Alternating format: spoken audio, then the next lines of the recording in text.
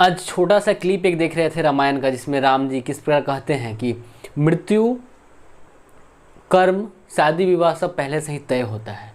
तो एक छोटा सा क्लिप देख रहे थे, उसमें एक यह भी क्लिप देखे थे कि जब राम जी और जो जटायु का जो संबंध, जो बातचीत होता है, संवाद होता है, जब रावण सीता जी को लेके चला जाता है, उनको हरण करके जब लेके जाता है, रावण जब चला जाता है, उस समय राम जी जब पूछते हैं, उनसे मुलाकात होता है जटायु से, जटायु किस प्रकार स्वर में और अंतिम सांस गिन रहा होता है, उस समय कैसे कहता है हरे देखनी हजात सिया के, देखनी हजात सिया के, हे रघुवर देखनी हजात सिया के, बात रहल पूछत ये रघुवर, का कही हाल सिया के, बिलख बिलख के रोवत बेचारी, हर करे पुकार पिया के, देखनी हजात सिया के। और लास्ट में क्या कहते हैं, जब तक पंख रहे तन लागल, लड़नी ह खूब पपिया से, जब तक पंख रहे तन लागल, लड़नी ह खूब पपिया से, लड़ी लड़ी चंद्रहास खरक से, हर कटलस पंख खिसिया के, ए रघुवर देखनी हजात सिया के। नमस्ते, नमस्कार, जय हिंद, भारत माता की जय। मैं सत्यम ठाकुर स्वागत करता हूं आप लोगों को दरोगा अड्डा पे। और काफ़ी समय ख़राब चल रहा है अभी, इतना ख़राब चल रहा है कि क्या बताएं। पिछले साल 20 का भी वही स्थिति रहा, हमको लग रहा है कि 21 भी वैसा ही जाएगा। ठीक है, हर 100 साल पर महामारी आता ही है, इससे पहले भी आया था 100 साल पीछे अगर देखें तो ज़्यादा समय को नहीं लेते हुए, मॉडर्न हिस्ट्री तो क्लियर है, अब हम एंशिएंट हिस्ट्री लेके आए आपके सामने। जो है सिंधु सभ्यता का पार्ट 2 हम लेकर आए हैं। ठीक है, पार्ट 1 में आप जाकर देख ले, प्लेलिस्ट में पड़ा हुआ है वीडियो, मॉडर्न हिस्ट्री का पूरा सेशन कंप्लीट, और एंशिएंट हिस्ट्री का भी है, तो आप प्लेलिस्ट में जाकर देखेंगे एंशिएंट हिस्ट्री का, उसमें बहुत सारा वीडियो, और मॉडर्न हिस्ट्री का तो है ही।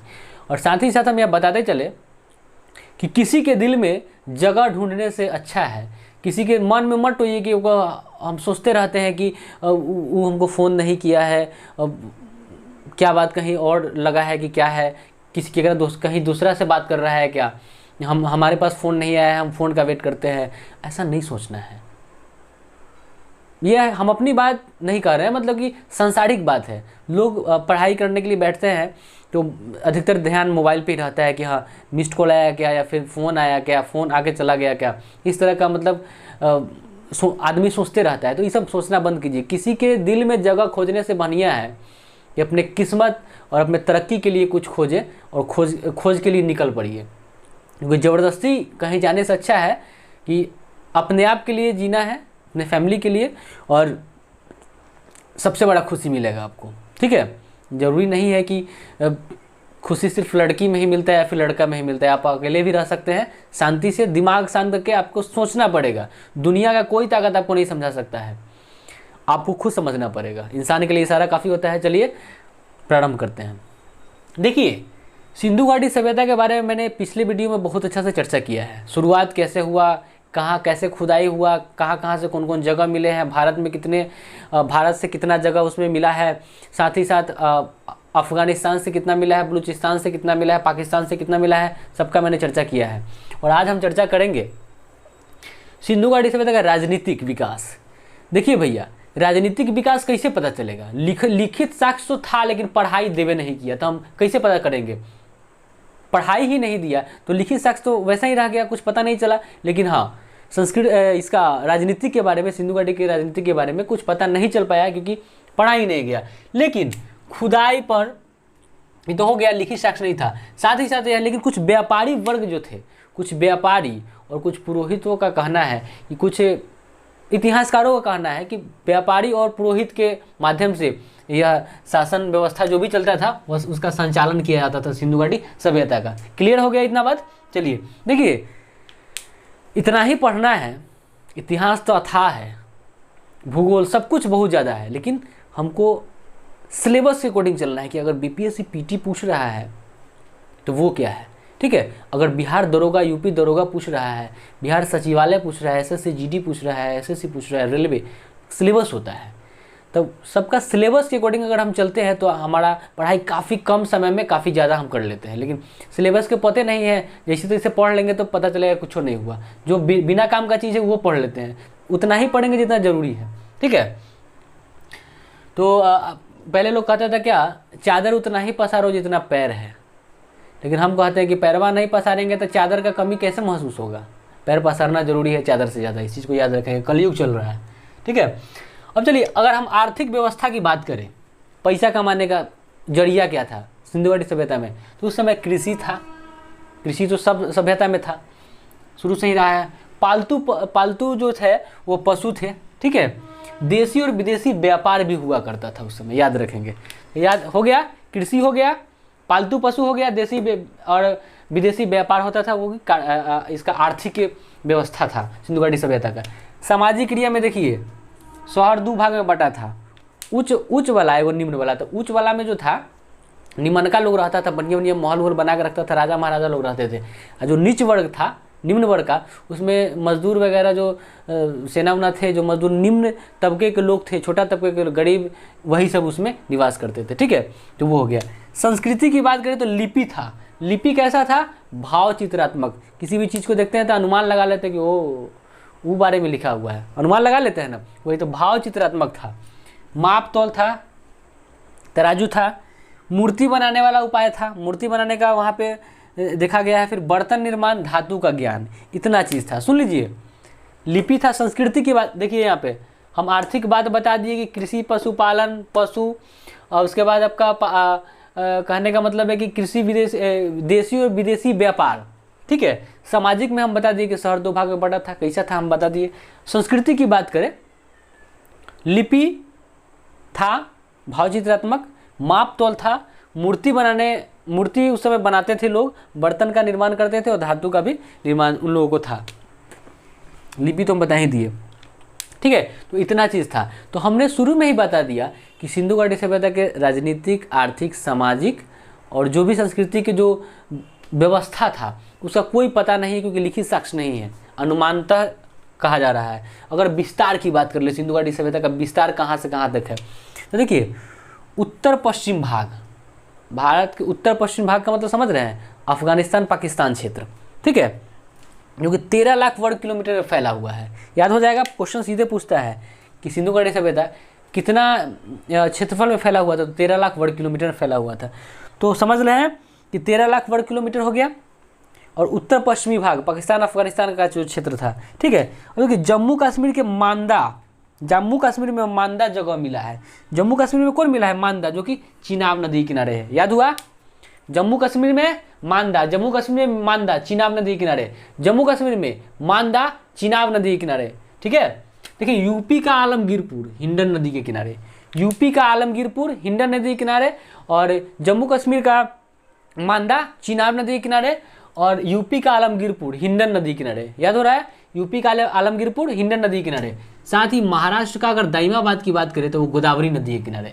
महाराष्ट्र का दाइमाबाद कहाँ है, कहाँ था, तो महाराष्ट्र का तो गोदावरी नदी किनारे। तो महाराष्ट्र का दाइमाबाद, गोदावरी नदी, दाइमाबाद गोदावरी, नाम से स्पष्ट है, इसको याद करना, ठीक है। और एक चीज़, भारत से बाहर एक जगह था बलूचिस्तान, वहाँ से सुरकोटदा मिला है, जगह का नाम है बलूचिस्तान। भारत का नहीं था, भारत के बाहर का था। वहाँ से सुटका गेंदोड़ मिला। याद हो रहा है, भारत के बाहर बलूचिस्तान, वहाँ से सुटका गेंदोड़ मिला है, जो कि कौन नदी के किनारे, दास्क नदी के किनारे है, ठीक है। एकदम वीडियो को समझते चलेंगे, याद करते चलेंगे, एकदम कंटिन्यू साथ साथ में। अब देखिए, अगर हम बात करें आखिर सिंधु घाटी सभ्यता का पूरब से पश्चिम विस्तार कितना था, तो पूरब से पश्चिम की विस्तार ज्ञात करें तो पूरब में सुटका गेंदोड़ से पश्चिम में आलमगीरपुर, पूरब में सुटका गेंदोड़ से लेकर पश्चिम में आलमगीरपुर तक यह 1600 किलोमीटर का डिस्टेंस रहता है। समझ रहे हैं बात को।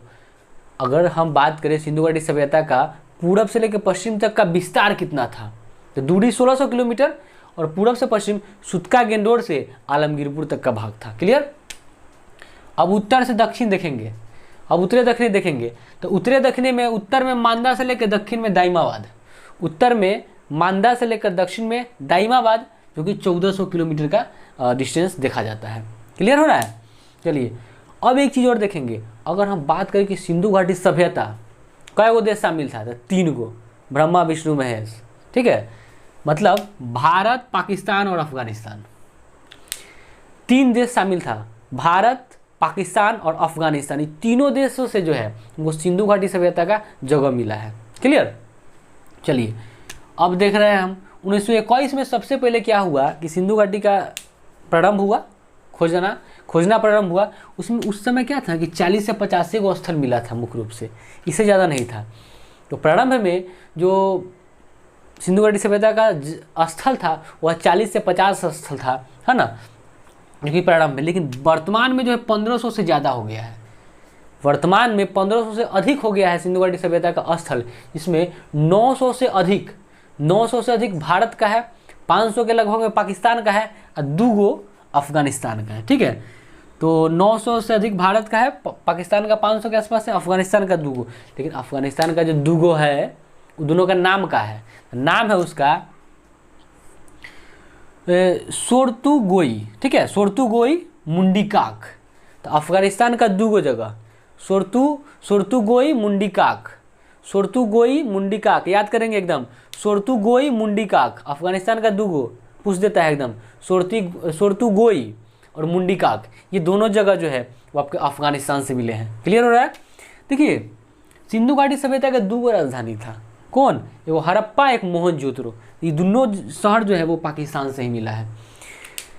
सिंधु घाटी सभ्यता के ये क्या मतलब राजधानी कितना, 2 गो, ये मोहनजोदड़ो और हड़प्पा, मोहनजोदड़ो और हड़प्पा दोनों का दोनों कहाँ से मिला, दोनों का दोनों पाकिस्तान से मिला है। ठीक है, एक नंबर का हरामी देश है पाकिस्तान, वहीं से मिला है।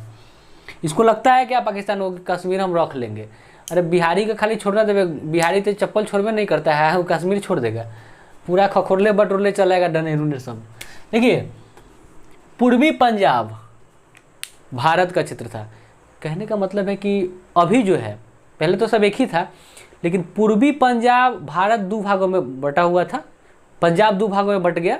पूर्वी पंजाब जब बंटवारा हुआ उस समय तो पूर्वी पंजाब और पश्चिमी पंजाब, तो पूर्वी पंजाब भारत का हो गया और पश्चिमी पंजाब आपका पाकिस्तान का हो गया। देखिए तो पश्चिमी पंजाब से जो है ना हड़प्पा मिला है, जो कि रावी नदी के किनारे। हड़प्पा कहाँ से मिला, तो हड़प्पा मिला पश्चिमी पंजाब, कहाँ से, पश्चिमी पंजाब रावी नदी के किनारे। हड़प्पा कहाँ मिला, पश्चिमी पंजाब रावी नदी के किनारे हड़प्पा मिला है। क्लियर, पाकिस्तान में। चलिए अब क्या होता है कि पाकिस्तान जो है, पाकिस्तान के सिंध से ही मोहनजोदड़ो मिला है। सुनिए ध्यान से, 2 गो हमने आपको बताया राजधानी, हड़प्पा और मोहनजोदड़ो। एगो पश्चिमी पंजाब जो कि कहाँ पड़ता है, हमने बताया कि 2 गो पंजाब, पूर्वी पंजाब और पश्चिमी पंजाब। तो पूर्वी पंजाब भारत में और पश्चिमी पंजाब पाकिस्तान में। तो पश्चिमी पंजाब का जो पश्चिमी पंजाब से ही हड़प्पा मिला, हड़प्पा जो जगह है, स्थल मिला है रावी नदी के किनारे से। क्लियर। और पाकिस्तान में ही, पाकिस्तान के सिंध प्रांत क्षेत्र है, वहाँ से मोहनजोदड़ो मिला है, उस सिंधु नदी के किनारे। क्लियर है। तो मोहनजोदड़ो कहाँ मिला, सिंधु नदी के किनारे, कहाँ, पाकिस्तान के सिंध क्षेत्र में। ठीक है। और पाकिस्तान के सिंधे क्षेत्र से चाहुंद्रो भी मिला है, यो सिंधु नदी के किनारे है। तो सुन लीजिए, पाकिस्तान के सिंध क्षेत्र से मोहनजोदड़ो, सिंध और चाहुंद्रो।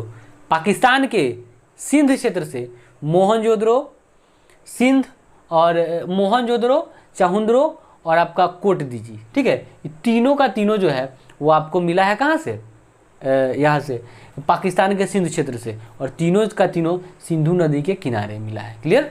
चलिए अब देखिए, पाकिस्तान के बलूचिस्तान के सुतका जो गेंडोर है, ठीक है, पाकिस्तान के जो बलूचिस्तान क्षेत्र है वहाँ से सुतका गेंडोर मिला है। ठीक है, सुतका गेंडोर ये सबसे पश्चिमी स्थल माना जाता है। सिंधु घाटी सभ्यता का सबसे पश्चिमी स्थल कहाँ, तो पाकिस्तान के बलूचिस्तान के सुतका गेंडोर। याद रखेंगे, सुतका गेंडोर जो कहाँ पर है, बलूचिस्तान में है। वह सिंधु सभ्यता का सबसे पश्चिमी क्षेत्र छोड़ सबसे पश्चिमी सीमा माना जाता है। और यह और बता दे कि बलूचिस्तान से ही डाबरकोट और बालाकोट दोनों मिला है।